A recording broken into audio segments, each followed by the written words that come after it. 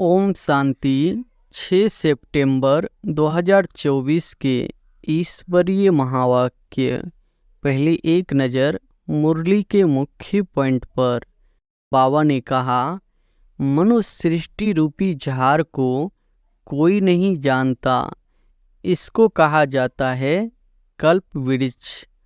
इसका बस गीता में ही वर्णन है। सब जानते हैं गीता ही नंबर 1 धर्म का शास्त्र है। आदि सनातन देवी देवता धर्म का फाउंडेशन है नहीं, यह भी गायन है। एक आदि सनातन देवी देवता धर्म की स्थापना करते हैं, बाकी और सब धर्म विनाश हो जाते हैं। बाप टीचर बनकर आते हैं तो आधा कल्प तुम्हारी कमाई का प्रबंध हो जाता है। तुम बहुत धनवान बन जाते हो। तुम जानते हो अभी हम पढ़ रहे हैं, यह है अविनाशी ज्ञान रत्नों की पढ़ाई। अभी तुमको ज्ञान की धारणा होती जाती है, बैटरी बढ़ती जाती है। ज्ञान से है कमाई, भक्ति से है घाटा। टाइम पर जब घाटे का समय पूरा होता है तो फिर बाप कमाई कराने आते हैं। मुक्ति में जाना वह भी कमाई है। और फिर बाबा ने कहा, हम इस कर्म क्षेत्र पर कर्म का पाठ बजाने आए हैं। कहाँ से आए हैं? ब्रह्मलोक से, निराकारी दुनिया से आए हैं। इस साकारी दुनिया में पाठ बजाने। हम आत्मा दूसरी जगह की रहने वाली है। सच्चा बाप ही सच सुनाते हैं, जिससे हम सचखंड के मालिक बन जाते हैं। सच के ऊपर भी सुख मनी में है। सत कहा जाता है सचखंड को। भारत सचखंड था। नंबर 1 ऊंच से ऊंच तीर्थ भी यह है, क्योंकि सर्व की सदगति करने वाला बाप भारत में ही आते हैं। ज्ञान और भक्ति का खेल बना हुआ है। हमेशा कहते हैं ज्ञान भक्ति वैराग्य। और फिर लास्ट में बाबा ने कहा, ज्ञान है दिन, भक्ति है रात, वैराग्य है रात का, फिर दिन होता है। भक्ति में है दुख, इसलिए उसका वैराग्य। विवेकानंद और रामकृष्ण भी 2 बड़े सन्यासी होकर गए हैं। सन्यास की ताकत रामकृष्ण में थी, बाकी भक्ति का समझाना करना वह विवेकानंद का था। आत्मा काम चिता पर बैठ काली बन गई है, बाप कहते हैं। फिर हम आकर सांवरे से गोरा बनाते हैं। यह ज्ञान की सारी बात है। ज्ञान है सेकंड का। फिर बाप को ज्ञान का सागर क्यों कहा जाता है? समझाते ही रहते हैं, पिछाड़ी तक समझाते ही रहेंगे। जब राजधानी स्थापन हो जाएगी, तुम कर्मातीत अवस्था में आ जाएंगे, फिर ज्ञान पूरा हो जाएगा। और अब सुनते हैं महावाक्यों को विस्तार से।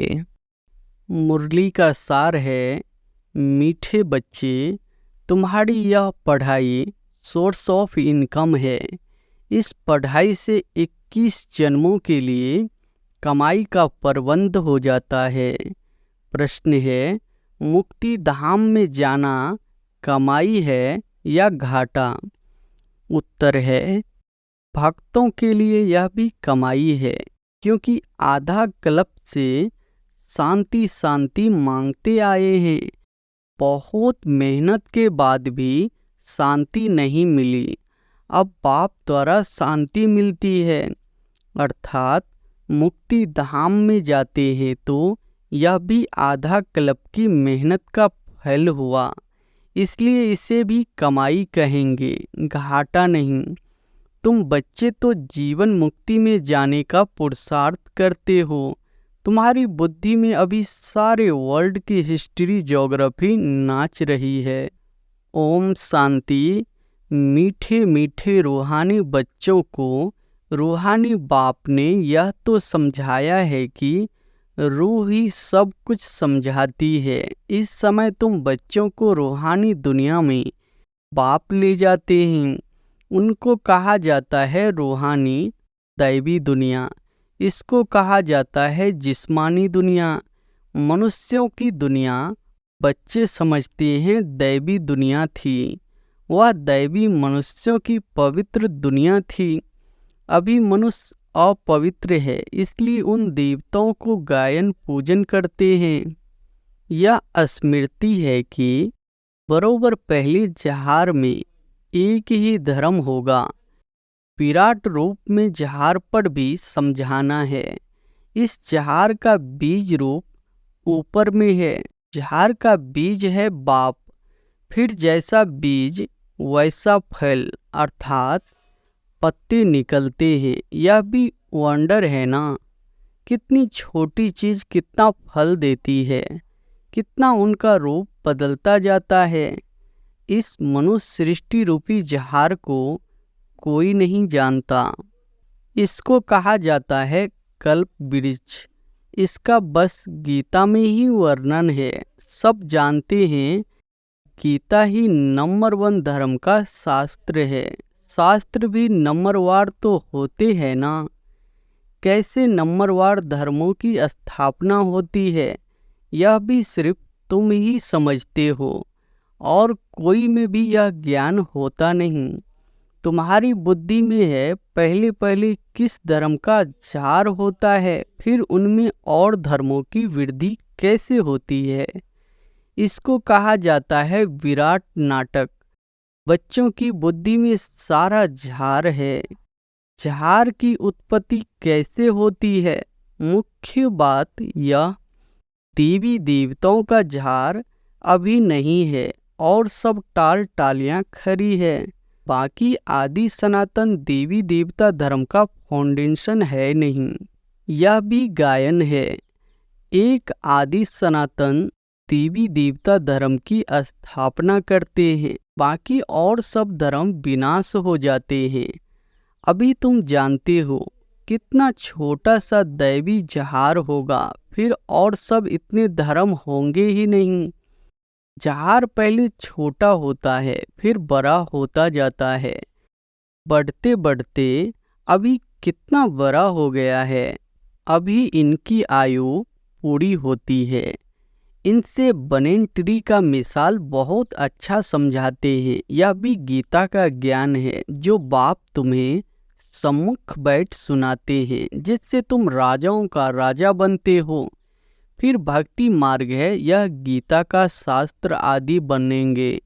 यह अनादि ड्रामा बना हुआ है, फिर भी ऐसे ही होगा। फिर जो जो धर्म स्थापन होंगे उनका अपना शास्त्र होगा। सिख धर्म का अपना शास्त्र, क्रिश्चियन और बौद्धियों का अपना शास्त्र होगा। अभी तुम्हारी बुद्धि में सारे वर्ल्ड की हिस्ट्री ज्योग्राफी नाच रही है। बुद्धि ज्ञान डांस कर रही है। तुम सारे जहार को जान गए हो, कैसे कैसे धर्म आते हैं, कैसे वृद्धि को पाते हैं, फिर अपना एक धर्म स्थापन होता है, बाकी खलास हो जाते हैं। गाते हैं ना, ज्ञान सूर्य प्रगटा। अभी बिल्कुल अंधियारा है ना। कितनी ढेर मनुष्य है, फिर यह इतने सब होंगे ही नहीं। इन लक्ष्मी नारायण के राज्य में यह थे नहीं। फिर एक धर्म स्थापन होना ही है। यह नॉलेज बाप ही आकर सुनाते हैं। तुम बच्चे कमाई के लिए कितनी नॉलेज आकर पढ़ते हो। बाप टीचर बनकर आते हैं तो आधा क्लब तुम्हारी कमाई का प्रबंध हो जाता है। तुम बहुत धनवान बन जाते हो। तुम जानते हो अभी हम पढ़ रहे हैं, यह है अविनाशी ज्ञान रत्नों की पढ़ाई। भक्ति को अविनाशी ज्ञान रत्न नहीं कहेंगे। भक्ति में मनुष्य जो कुछ पढ़ते हैं उनसे घाटा ही होता है, रत्न नहीं बनते। ज्ञान रत्नों का सागर एक बाप को ही कहा जाता है, बाकी वह है भक्ति। उसमें कोई भी एम ऑब्जेक्ट है नहीं, कमाई है नहीं। कमाई के लिए तो स्कूल में पढ़ते हैं, फिर भक्ति करने के लिए गुरु के पास जाते हैं। कोई जवानी में गुरु करते हैं, कोई बुढ़ापे में गुरु करते हैं, कोई छोटेपन में ही संन्यास ले लेते हैं। कुंभ के मेले पर कितने ढेर आते हैं। सतयुग में तो यह कुछ भी नहीं होगा। तुम बच्चों की स्मृति में सब बातें आ गई है। रचता और रचना के आदि मध्य अंत को तुम जान गए हो। उन्होंने तो कल्प की आयु ही बड़ी कर दी है। ईश्वर सर्वव्यापी कह दिया है, ज्ञान का पता नहीं है। बाप आकर अज्ञान नींद से सुजाग करते हैं। अभी तुमको ज्ञान की धारणा होती जाती है, बैटरी बढ़ती जाती है। ज्ञान से है कमाई, भक्ति से है घाटा। टाइम पर जब घाटे का समय पूरा होता है तो फिर बाप कमाई कराने आते हैं। मुक्ति में जाना वह भी कमाई है। शांति तो सब मांगते रहते हैं। शांति देवा कहने से बुद्धि बाप तरफ चली जाती है।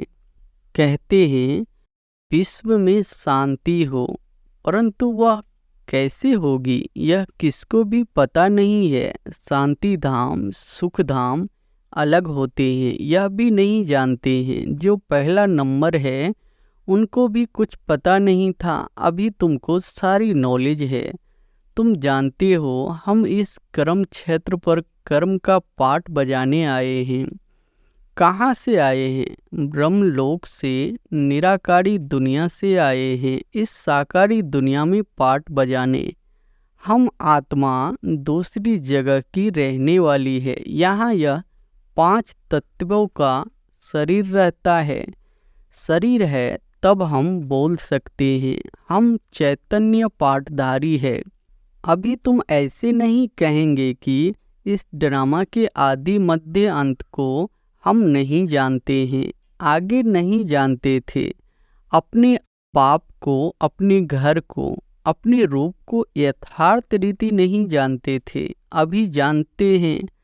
आत्मा कैसे पाठ बजाती रहती है। स्मृति आई है, पहले स्मृति नहीं थी। तुम जानते हो सच्चा बाप ही सच सुनाते हैं, जिससे हम सचखंड के मालिक बन जाते हैं। सच के ऊपर भी सुख मणि में है।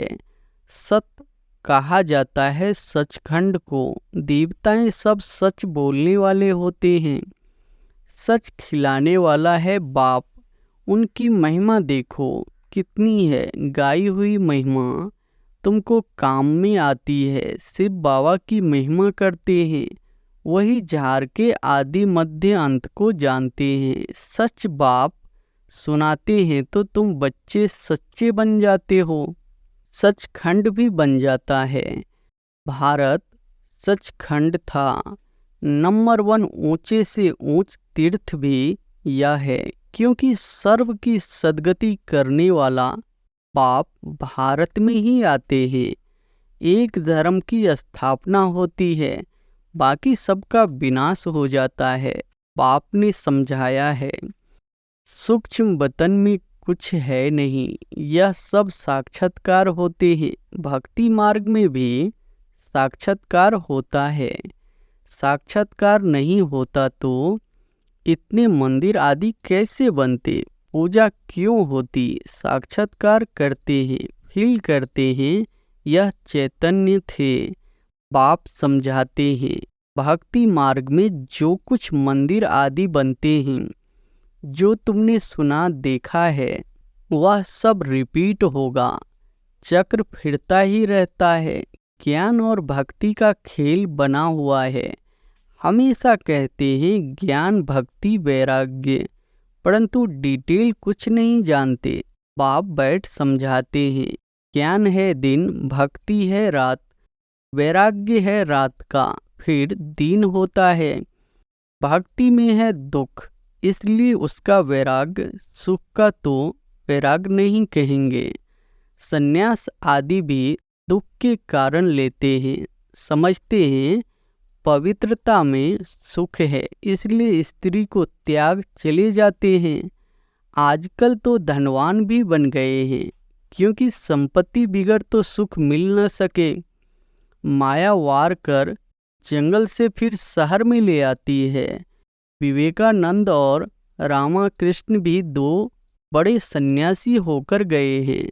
सन्यास की ताकत रामकृष्ण में थी, बाकी भक्ति का समझाना करना वह विवेकानंद का था। दोनों की पुस्तकें हैं। पुस्तक जब लिखते हैं तो एकाग्र चित्त हो बैठ लिखते हैं। रामकृष्ण जब अपनी बायोग्राफी बैठ लिखते थे तो शिष्यों को भी कहा, तुम जाकर दूर बैठो। था बहुत तीखा, करा सन्यासी, नाम भी बहुत है। बाप ऐसे नहीं कहते कि स्त्री को माँ कहो, बाप को कहते हैं उनको भी आत्मा समझो। आत्माएं तो सब भाई भाई है, सन्यासियों की बात अलग है। उसने स्त्री को माँ समझा, माँ की बैठ बड़ाई की है। यह ज्ञान का रास्ता है। वैराग्य की बात अलग है। वैराग्य में आकर स्त्री को माँ समझा। माता अक्षर में क्रिमिनल आई नहीं होगी, बहन में भी क्रिमिनल दृष्टि जा सकती है। माता में कभी खराब ख्याल नहीं जाएंगे। बाप की बच्ची में भी क्रिमिनल दृष्टि जा सकती है, माँ में कभी नहीं जाएगी। सन्यासी स्त्री को माँ समझने लगा। उनके लिए ऐसे नहीं कहते कि दुनिया कैसे चलेगी, पैदाइश कैसे होगी। वह तो एक को वैराग आया, माँ कह दिया। उनकी महिमा देखो कितनी है। यहाँ बहन भाई कहने से भी बहुतों की दृष्टि जाती है, इसलिए बाबा कहते हैं भाई भाई समझो। यह है ज्ञान की बात, वह है एक की बात। यहाँ तो प्रजापिता ब्रह्मा की संतान ढेर भाई बहन है ना। बाप बैठ सब बातें समझाते हैं। यह भी तो शास्त्र आदि पढ़ा हुआ है। वह धर्म ही अलग है। निवृत्ति मार्ग का सिर्फ पुरुषों के लिए है, वह है हद का वैराग्य। तुमको तो सारी बेहद की दुनिया से वैराग्य है। संगम पर ही बाप आकर तुम्हें बेहद की बातें समझाते हैं। अभी इस पुरानी दुनिया से वैराग्य करना है। यह बहुत पतित छीछी दुनिया है। यहाँ शरीर पावन हो न सके। आत्मा को नया शरीर सतयुग में ही मिल सकता है। भल यहाँ आत्मा पवित्र बनती है, परंतु शरीर फिर भी अपवित्र रहता है। जब तक कर्मातीत अवस्था हो, सोने में खाद पड़ती है तो जेवर भी खाद वाला बनता है। खाद निकल जाए तो जेवर भी सच्चा बनेगा। इन लक्ष्मी नारायण की आत्मा और शरीर दोनों सतो प्रधान है। तुम्हारी आत्मा और शरीर दोनों ही तमो प्रधान काले है। आत्मा काम चिता पर बैठ काली बन गई है। बाप कहते हैं फिर हम आकर सांवरे से गोरा बनाते हैं। यह ज्ञान की सारी बात है, बाकी पानी आदि की बात नहीं। सब काम चिता पर बैठ पतित बन पड़े हैं। इसलिए राखी बंधवाई जाती है कि पावन बनने की प्रतिज्ञा करो। बाप कहते हैं हम आत्माओं से बात करते हैं। मैं आत्माओं का बाप हूँ, जिसको तुम याद करते आए हो। बाबा आओ, हमको सुख धाम ले चलो, दुख हारो। कलयुग में होते हैं अपार दुख। बाप समझाते हैं तुम काम चिता पर बैठ काले तमो प्रधान हो गए हो। अब मैं आया हूँ काम चिता से उतार ज्ञान चिता पर बिठाने के लिए। अब पवित्र बन स्वर्ग में चलना है। बाप को याद करना है। बाप कशिश करते हैं, बाबा के पास युगल आते हैं। एक दो को कशिश होती है, दूसरे को नहीं होती। पुरुष ने फट से कह दिया हम इस अंतिम जन्म में पवित्र रहेंगे, काम चिता पर नहीं चढ़ेंगे। ऐसे नहीं कि निश्चय हो गया। निश्चय अगर होता तो बेहद को बाप को पत्र लिखते, कनेक्शन में रहते। सुना है पवित्र रहते हैं, अपने धंधे आदि में ही मस्त रहते हैं। बाप की याद ही कहाँ है। ऐसे बाप को तो बहुत याद करना चाहिए। स्त्री पुरुष का आपस में कितना प्यार होता है, पति को कितना याद करती है। बेहद के बाप को तो सबसे जास्ती याद करना चाहिए। गायन भी है ना, प्यार करो चाहे ठुकराओ, हम हाथ कभी नहीं छोड़ेंगे। ऐसे नहीं यहाँ आकर रहना है। वह तो फिर सन्यास हो गया, घरवार छोड़ यहाँ आकर रहे। तुमको तो कहा जाता है गृहस्थ व्यवहार में रहते पवित्र बनो। यह पहले तो भट्टी बननी थी, जिससे इतनी तैयार हो निकले। उनका भी बहुत अच्छा वृत्तांत है। जो बाप का बनकर अंदर यज्ञ में रह करके रूहानी सर्विस नहीं करते, वह जाकर दास दासियां बनते हैं। फिर पिछाड़ी में नंबरवार पुरुषार्थ अनुसार ताज मिल जाता है। उन्हों का भी घराना होता है, प्रजा में नहीं आ सकते। कोई बाहर का आए अंदर वाला नहीं बन सकता। बलवाचारी बाहर वालों को कभी अंदर आने नहीं देते हैं। यह सब समझने की बातें हैं। ज्ञान है सेकंड का। फिर बाप को ज्ञान का सागर क्यों कहा जाता है? समझते ही रहते हैं, पिछाड़ी तक समझाते ही रहेंगे। जब राजधानी स्थापन हो जाएगी, तुम कर्मातीत अवस्था में आ जाएंगे, फिर ज्ञान पूरा हो जाएगा। है सेकंड की बातें, परंतु फिर समझाना पड़ता है। हद के बाप से हद का वर्षा। बेहद का बाप विश्व का मालिक बना देते हैं। तुम सुख धाम में जाएंगे तो बाकी सब शांति धाम में चले जाएंगे। वहाँ तो है ही सुख। यह तो खातरी है। बाप आए हैं, हम नई दुनिया के मालिक बन रहे हैं राज्यों की पढ़ाई से। अच्छा, मीठे मीठे सिकिलधे बच्चों प्रति माता पिता बाप दादा का याद प्यार और गुड मॉर्निंग। रूहानी बाप की रूहानी बच्चों को नमस्ते। धारणा के लिए मुख्य सार पहली पॉइंट है, इस पतित शीछी दुनिया से बेहद का वैराग्य रख आत्मा को पावन बनाने का पूरा पुरुषार्थ करना है। एक बाप की ही कशिश में रहना है। दूसरी पॉइंट है, ज्ञान की धारणा से अपनी बैटरी भरनी है। ज्ञान रत्नों से स्वयं को धनवान बनाना है। अभी कमाई का समय है, इसलिए घाटे से बचना है। वरदान है, ज्ञान रत्नों को धारण कर व्यर्थ को समाप्त करने वाले होली हंस भव। ज्ञान रत्नों को धारण कर व्यर्थ को समाप्त करने वाले होली हंस भव। होली हंस की दो विशेषताएं हैं। एक है ज्ञान रतन चूगना और दूसरा निर्णय शक्ति द्वारा दूध और पानी को अलग करना। दूध और पानी का अर्थ है समर्थ और व्यर्थ का निर्णय। व्यर्थ को पानी के समान कहते हैं और समर्थ को दूध समान। तो व्यर्थ को समाप्त करना अर्थात होली हंस बनना। हर समय बुद्धि में ज्ञान रतन चलते रहे, मनन चलता रहे तो रत्नों से भरपूर हो जाएंगे।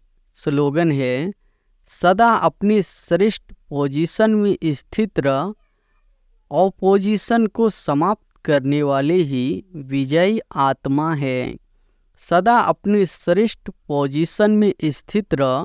ऑपोजिशन को समाप्त करने वाले ही विजयी आत्मा है। अच्छा, ओम शांति।